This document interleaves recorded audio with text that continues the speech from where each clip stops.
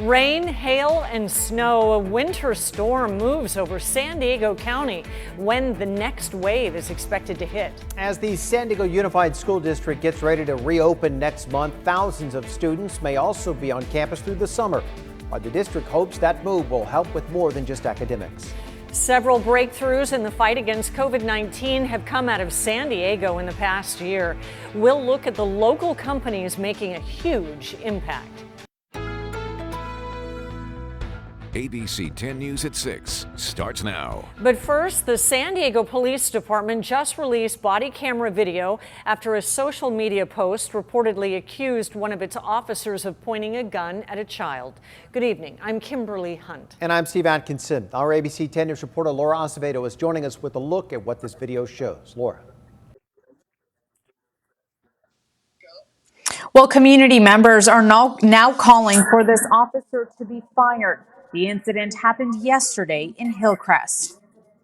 This is the picture causing concern. The image appears to show an officer pointing a gun at a child with his hands up in the air. Police say the driver was going 70 miles an hour down Park Boulevard. Officers say he eventually stopped at Park and Upas. Police have released body camera video to show what happened after officers handcuffed the driver and asked his son to come out of the car. The boy is eventually asked to sit on the ground where an officer kneeled down and asked the boy if he knew that his father was driving fast and wouldn't pull over when he was supposed to. He then told the boy they drew their guns because they didn't know what was going on and told the boy he was not in trouble. A public safety reform advocate says after seeing the entire video of the body-worn camera in context, she actually felt worse, saying the gun should have never been drawn on the child. But you see the officer kind of start to put his gun down, pointed down. And so consciously, you knew you should not be pointing a gun at a child, right? But you did not quickly, as soon as you called the child out of the car, put your gun down. You kept pointing it in his direction. The department is calling the incident a high-risk vehicle stop, saying the footage was released due to misinformation circling on social media, saying in a statement that they hope the release of this video will provide clarity as to what happened. We did ask for an interview with Chief David Nislight about the incident, but we were told that he is not available today. Reporting live, Laura Acevedo, ABC 10 News. Laura, thank you. San Diego Unified is planning to bring tens of thousands of students back to campus for summer school. As our ABC 10 News reporter Jennifer Kastner explains, they hope it will help those students recover academically and socially. In less than 5 weeks, San Diego Unified is expected to open its campuses back up for the return of thousands of students. But the district is already looking ahead to the summer and the need to get kids back on track. We certainly will be targeting and encouraging students who were particularly concerned about falling behind academically, or have experienced a lot of social and emotional trauma over the last year. School Board President Richard Barrera said Wednesday that the rollout was presented at Tuesday night's school board meeting. We look forward to working together to ensure an incredible and enriching summer for students, because you know what? They deserve it. The board reported that 20% of seniors are not on track to graduate in June, but Barrera told ABC 10 News that number is on par with previous years. Typically, summer school is reserved for the few hundred seniors who need credits to earn their caps and gowns, but this year it'll be open to all ages. We're talking about 4-week modules for elementary, middle school students, and 2 3-week modules for high school students. The plan is to do mornings on campus with a focus on academics, afternoons at community organizations for social and emotional enrichment, so that students can go and do sports or arts or music. Campuses are already being retrofitted for safe learning. The district plans to hire additional staff for the summer, which is anticipated to come with a price tag of up to $25 million. Jennifer Kastner, ABC 10 News. Teacher vaccination is also part of the reopening plan. The district says all of its 12,000 staff members have been offered vaccine appointments. Around this time next week, county leaders expect San Diego to drop down into the red tier. Our case count currently stands at 8.8 per 100,000 people, barely above the 7 needed to reopen.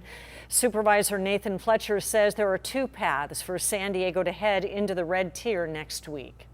One is if the state hits the measure of 2 million vaccines in a certain HPI quartile of zip code, then that case count changes to 10. And we do expect that next week we will be under 10 as we are this week. The second one, even if the state doesn't hit that, we have another path to get there with the percentage of positive and health equity indexes, but we feel confident the state will get to that 2 million vaccines. Businesses such as restaurants, movie theaters, museums, and gyms would be allowed to operate indoors at limited capacity under the red tier.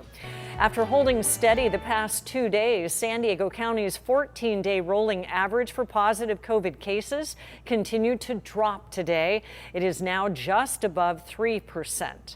There were 349 new cases today, pushing our total past 264,000. The county also says 8 more San Diegans died from the virus. Nursing homes in California began reopening this week for in-room visits, but with restrictions. Our partners at KPBS report the reopening comes 1 year after the state locked down 1,200 nursing homes, housing 100,000 seniors in order to shield them from COVID-19. Now, loved ones can visit residents in their rooms as long as both are fully vaccinated. Visitors also need a negative COVID test within 2 days prior to the visit. What's kind of frustrating about that is it means that if you want to see a resident every day in a facility, you effectively are going to have to get tested every day, which is a lot of testing, and it's not necessarily testing that's going to be provided by the facilities. These restrictions are specific to the purple tier. They will loosen when San Diego County drops into lower tiers. President Biden is now set to sign that $1.9 trillion COVID relief package after the House passed an amended version earlier today. That bill includes direct payments of up to $1,400 per person to individuals earning less than $80,000 a year. There's also a $300 weekly federal boost to unemployment benefits through September the 6th. And $15 billion for long-term, low-interest loans for small businesses. The bill going to President Biden's desk, though, does not include that $15 minimum wage increase included in the original version. And President Biden will deliver his first primetime address to the nation tomorrow night. He is expected to discuss the pandemic along with his recovery plan. Of course, we'll carry it live tomorrow night at 5 right here on ABC 10, followed by ABC 10 News.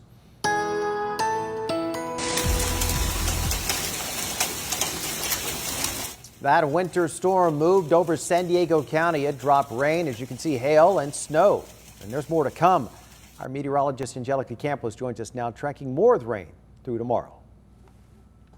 That's right, Steve. More rain, and it's going to be picking up again tonight. As we look at the storm and where it is, you can understand why we've had those breaks.